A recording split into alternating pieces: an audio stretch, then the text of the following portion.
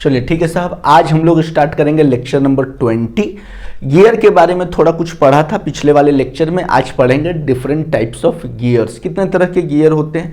होते तो बहुत है, लेकिन हम लोग जो इम्पॉर्टेंट है 10 टाइप्स ऑफ गियर, उसको हम इस लेक्चर में कवर करेंगे। पहला है स्पर गियर, दूसरा है rack and pinion gear, helical gear, double helical gear को हेरिंजबोन गियर भी बोलते हैं, स्ट्रेट बिवल गियर, स्पाइरल बिवल गियर को हेलिकल बिवल गियर भी बोलते हैं, क्रॉस्ड हेलिकल गियर को स्पाइरल गियर भी बोलते हैं, worm and worm wheel gear, और 9 है हाइपॉइड गियर एक्सेट्रा। टोटल हमने 9 लिखा है, ठीक है। जितने भी गियर्स हैं सभी का काम सिर्फ एक ही है, मोशन और पावर को ट्रांसमिट करना, ठीक है। लेकिन अलग अलग गियर्स का इस्तेमाल हम लोग अलग अलग चीज़ों के लिए करते हैं। पहला है स्पर गियर। स्पर गियर क्या होता है? इसमें जितने भी टिथ होते हैं ये बहुत स्ट्रेट टिथ होते हैं, एकदम सिंपल टाइप ऑफ गियर है spur gear. Spur gear is a gear with straight teeth parallel to the gear axis used to transmit motion and power between parallel shaft. जब इस तरह के दो गियर है ना, देखिए ये जो दांत है इसका और इसका दांत आपस में मिल रहा है ना, इसको बोलते हैं मेसिंग, ठीक है ना, मेसिंग ऑफ गियर्स। बड़ा वाला ड्राइवर गियर है, छोटा वाला ड्रिवन गियर है, ठीक है ना। अगर ये ऐसे घूमेगा तो ये अपोजिट डायरेक्शन में घूम रहा है, गेटिंग और नॉट। तो इससे हम लोग डायरेक्शन को भी अल्टर कर सकते हैं। अगर ये क्लॉकवाइज घूम रहा है तो इसको हम एंटी क्लॉकवाइज कर सकते हैं, गेटिंग और नॉट। तो इसको हमने बोला स्पर गियर, समझ में आया। नेक्स्ट हम लोग, आप डायग्राम बना लीजिएगा क्योंकि डायग्राम से चीज़ें ज़्यादा समय तक याद रहती है, बहुत आसानी से आप समझ जाएंगे कि इसको बोलते हैं स्पर गियर, ठीक है। नेक्स्ट है आपका रैक एंड पिनियन गियर। पहले इसको आप लिख लीजिए और डायग्राम बना लीजिए।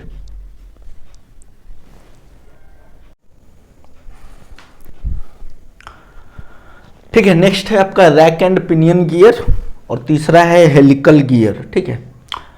रैक एंड पिनियन गियर का काम होता है ये रोटेरी मोशन को लीनियर मोशन में कन्वर्ट करता है और वाइस वर्सा, लीनियर मोशन को रोटेरी मोशन में कन्वर्ट करता है। हेलिकल गियर में क्या होता है, जो टिथ होते हैं वो एंगल में टेपर्ड होते हैं, तिरछा टिथ होगा, है ना। ये टिथ सारे, मतलब अगर मैं बात करूं तो ये टिथ स्ट्रेट नहीं होगा साहब, स्ट्रेट नहीं होगा, गेटिंग और नॉट। ये सारे कैसे होंगे? टेपर्ड होंगे, सारे ही टिथ जितने भी होंगे ये सारे टेपर्ड होंगे, ठीक है ना। इसका यूज पैरेलल और नॉन पैरेलल शाफ्ट के बीच में आपको पावर ट्रांसमिट करने के लिए भी होता है ना। विथ एंगल्ड टिथ, इसमें सारे टिथ कुछ एंगल में इंक्लाइंड होते हैं, है ना, जिसको हेलिक्स शेप बोला जाता है, ठीक है। इसका यूज होता है for smooth and quite power transmission के लिए between parallel and non parallel shaft. इसको आप लिख लीजिए और डायग्राम बना लीजिए।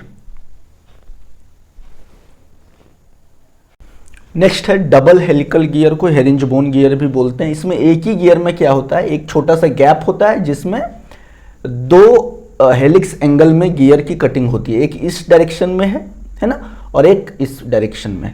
सिर्फ हेलिकल गियर में हमने क्या पढ़ा था, बस इतना पार्ट पढ़ा था, एक ही जो आपका टिथ होता था वो हेलिक्स एंगल में कटिंग होता था, लेकिन इसमें दो आपका हेलिकल गियर एक ही गियर में कंबाइन है। तो ये ज़्यादातर हम लोग एक्सियल थ्रस्ट के लिए इस्तेमाल करते हैं, जो भी लोड लगेगा एक्सियली ऑन द शाफ्ट, है ना, तो उसको ये कंट्रोल करता है। A double helical gear is a gear with 2 opposite helical teeth sets separated by a gap to balance axial thrust and ensure smooth power transmission, ठीक है। स्ट्रेट बिवल गियर का इस्तेमाल वहां पर होता है जहां हमको 90 डिग्री के लिए रोटेशन चाहिए, मान लीजिए, है ना। लेट अस सपोज शाफ्ट ऐसे कनेक्ट है लेकिन रोटेशन हमको इस डायरेक्शन में चाहिए, तो बिवल गियर का इस्तेमाल करते हैं। A bevel gear is a gear with conical shaped teeth. इसमें सारे जो टिथ बने हुए होते हैं वो कोनिकल शेप्ड के होते हैं, है ना, जिससे मोशन और पावर की ट्रांसमिशन होती है बिटवीन इंटरसेक्टिंग शाफ्ट। इधर से एक शाफ्ट, इधर से एक शाफ्ट, और ये दोनों 90 डिग्री पर होते हैं, usually at a right angle, ठीक है। इसको बोलते हैं स्ट्रेट बिवल गियर। इतना लिखिए और डायग्राम बनाइए,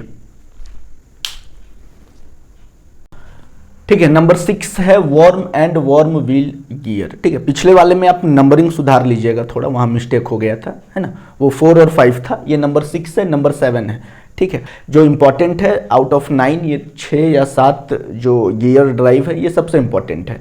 तो इसलिए हमने सिर्फ इसका डेफिनेशन लिखा और इसी का डायग्राम बना के आपको समझाने की कोशिश की। अगर आप इतना भी पढ़ लेंगे तो बहुत है, एग्जाम में सिर्फ 3 या 4 ही लिखने के लिए आएगा डिफरेंट टाइप्स ऑफ गियर, अगर क्वेश्चन आता भी है तो हमने मोर देन सफिशिएंट आपको लिखवा दिया है, ठीक है। Worm and worm wheel gear क्या होता है, इसमें एक मेन गियर है और इसके ऊपर में एक स्क्रू टाइप का एक स्ट्रेट है ना, जिसपे आपका ग्रुप्स बना हुआ है, गियर बना हुआ है, वो होता है, गेटिंग और नॉट। ये वर्म एंड इसी को बोलते हैं वर्म गियर, ठीक है, इसको आप लिख लीजिए, यही है आपका वर्म गियर।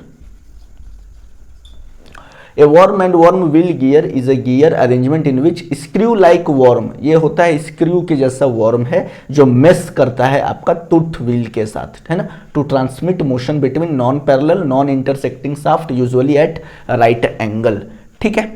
लास्ट है हाइपॉइड गियर। अभी हमने बीवल गियर पढ़ा था, लेकिन बीवल गियर में एक्सिस जो होता था दोनों शाफ्ट का वो एट 90 डिग्री और इंटरसेक्ट करता था, यहाँ पर एक्सिस इंटरसेक्ट नहीं करेगा। मान लीजिए ये गियर है और ये छोटा वाला जो है ये हाइपॉइड गियर है, इसी छोटे वाले गियर को हाइपॉइड गियर बोलते हैं। इसका एक्सिस देखिए, अगर इसका एक्सिस हम ड्रॉ करेंगे तो यहाँ पर जा रहा है ना, लेकिन बीवल गियर में हमने यहाँ पे बनाया था। बीवल गियर में हमने कैसे बनाया था, अगर याद होगा आपको, है ना, तो ऐसे ही कुछ बनाया था। तो यहाँ पर एक्सिस इसका क्या हो रहा था, इंटरसेक्ट कर रहा था, बट यहाँ पर एक्सिस आपका इंटरसेक्ट नहीं करेगा, इसीलिए इसको बोला जाता है हाइपॉइड गियर। बात समझ में आ गई, इसलिए इसको क्या बोला जाता है, हाइपॉइड गियर, गेटिंग। तो चलिए ये गियर और डिफरेंट टाइप्स ऑफ गियर का डायग्राम था और 2-3 लाइन का डेफिनेशन था, ठीक है।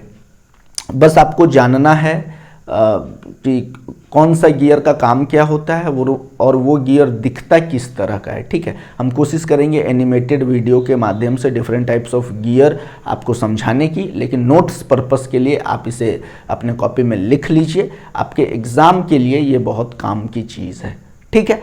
चलिए लेक्चर नंबर 20 को हम यहीं पर समाप्त करते हैं, फिर हम आपके साथ मिलेंगे अगले लेक्चर में नए टॉपिक के साथ। तब तक आप अपना ख्याल रखिए और मुझे दीजिए इजाज़त। जय हिंद।